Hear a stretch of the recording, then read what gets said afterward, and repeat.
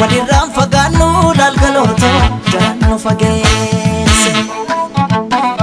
Diiganii gaara sanaa gaara diigamuu malee nu baasan addaan baanee nu addaan ba'uu malee. Sooretti haadha sooree irbaanii rabuusa qabaay seeqanii sesseeqanii kan gargaar nu baata anjaraayin.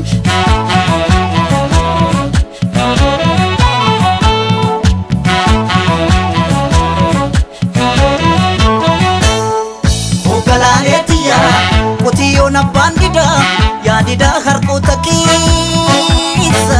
Oggalaalee tiyyaa qorra baraan dadhabee morma kee jalattanneessa.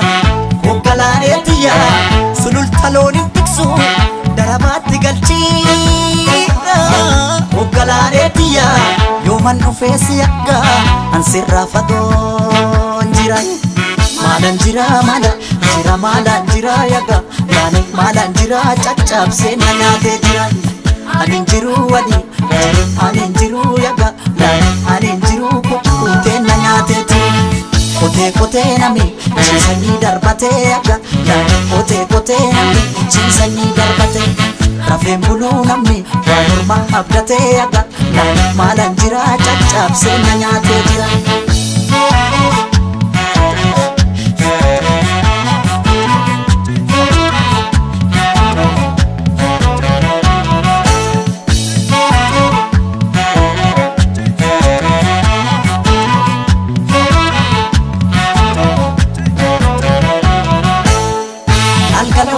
Gullalleen kan tufaa lalgalooto gaara bichuu turii lalgalooto galaan finfinnee maasee lalgalooto sila akka jaalalaa lalgalooto walirraan fagaannu lalgalooto jalaan nu fageesse.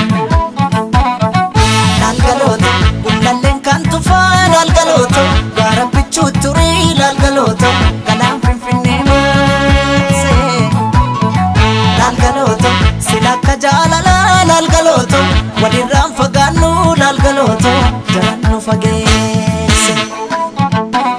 Diiganii gaara sanaa gaara diigamuu malee nu baasan addaan baanee nu addaan ba'uu malee. Sooretti haadha sooree irbaanii rabuusa qabaay seeqanii sesseeqanii kan gargaar nu baata anjaraayin.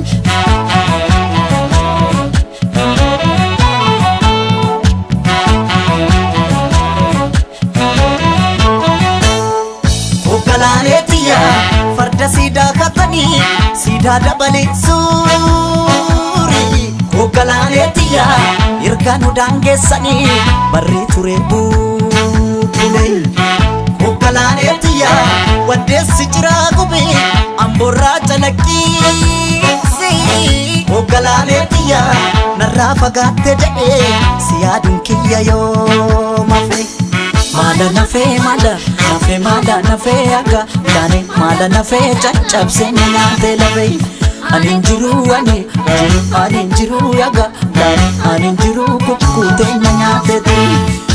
Cuwaa jetti simbirroon halkanii yaga cuwaa jetti simbirroon halkanii. Nama garaan dhaane namammoon arganii yaga maalan jira caccabsee na nyaatee jira. Maalan jira maalan jira yaga maalan jira caccabsee na nyaatee jira. Anin jiru anin jiru yaga anin jiru kukkutee na nyaatee jira. Kotee nami ciisanii darbatee yaga kotee nami ciisanii darbatee. Rafeen buluu namni